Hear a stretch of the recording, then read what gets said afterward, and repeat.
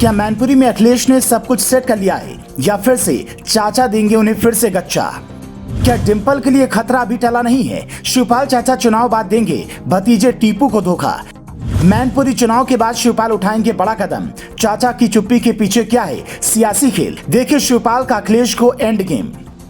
चलिए हम आपको बताते हैं पूरी कहानी। उत्तर प्रदेश की सियासत के सबसे बड़े और रसूखदार परिवार है मुलायम सिंह यादव परिवार, जिनके परिवार के 20 से ज्यादा लोग सक्रिय राजनीति में हैं।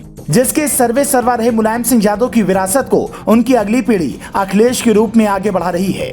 मुलायम सिंह यादव के निधन के बाद समाजवादी पार्टी की जिम्मेदारी आई उनके बड़े बेटे अखिलेश यादव के हाथ। लेकिन इस परिवार में एक और शख्स था जो न सिर्फ पार्टी की रीढ़ था बल्कि कार्यकर्ताओं को जमीन से जोड़े रखने का जिम्मा भी उसी के हाथ में था, जिसका नाम है शिवपाल यादव और वो मुलायम सिंह के भाई हैं। शिवपाल यादव का जिक्र आज के समय में और अहम हो गया है क्योंकि मैनपुरी लोकसभा सीट पर उपचुनाव है और चुनाव में खड़ी हैं मुलायम शिवपाल की बहू और अखिलेश की पत्नी डिंपल यादव।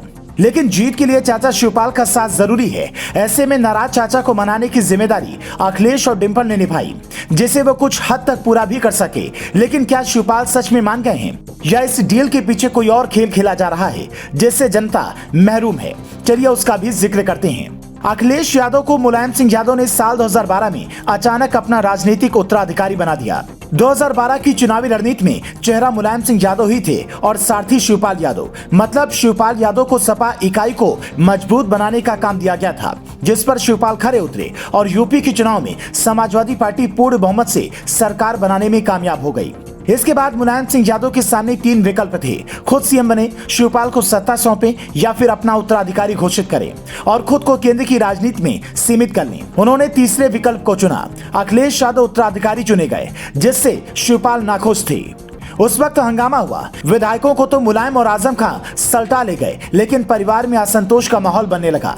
शिवपाल यादव ने खुद को हमेशा मुलायम का उत्तराधिकारी माना था। फिर 2014 का चुनाव आया। यहाँ से अखिलेश ने अपने हिसाब से पार्टी को चलाने का फैसला लिया। मुलायम को मार्गदर्शक मंडल में भेजकर पार्टी को अपने कब्जे में लिया। फिर शिवपाल पर शिकंजा कसने लगा, जिसके बाद शिवपाल ने 2017 में पार्टी ही छोड़ दी और अपनी नई पार्टी बना ली।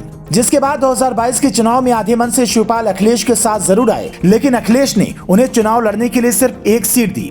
ऐसे में अब सवाल उठ रहे हैं कि क्या शिवपाल की सपा में पूरी तरह से एंट्री होगी? इसका जवाब हाँ में आता है तो फिर ये शिवपाल के लिए काफी बेहतर हो जाएगा। पुराने दिनों की तरह शिवपाल की पार्टी पर पकड़ मजबूत हो जाएगी। वहीं दूसरी तरफ ऐसी स्थिति में अखिलेश यादव की अपनी ही पार्टी में पकड़ कमजोर हो जाएगी।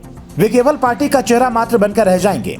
वहीं दूसरी तरफ कयास लगाए जा रहे हैं कि मैनपुरी चुनाव के बाद शिवपाल बीजेपी में शामिल हो जाएंगे और भाजपा उन्हें राज्यसभा भेज देगी। ऐसी स्थिति में शिवपाल बड़ा राजनीतिक दांव खेल सकते हैं। मतलब शिवपाल यादव मैनपुरी लोकसभा उपचुनाव की जगह 2024 के अगले लोकसभा चुनाव की तैयारी में लगे हुए हैं। उनकी राजनीति तो कुछ यही कह रही है। शिवपाल की नजर समाजवादी पार्टी में एंट्री पर है और अगर ऐसा होता है तो बल्ले बल्ले नहीं, फिर उनके लिए कई ऑप्शन खुले हैं। अर्थ यह है कि वोट बैंक खराब किसी का होगा तो वो अखिलेश यादव का ही होगा।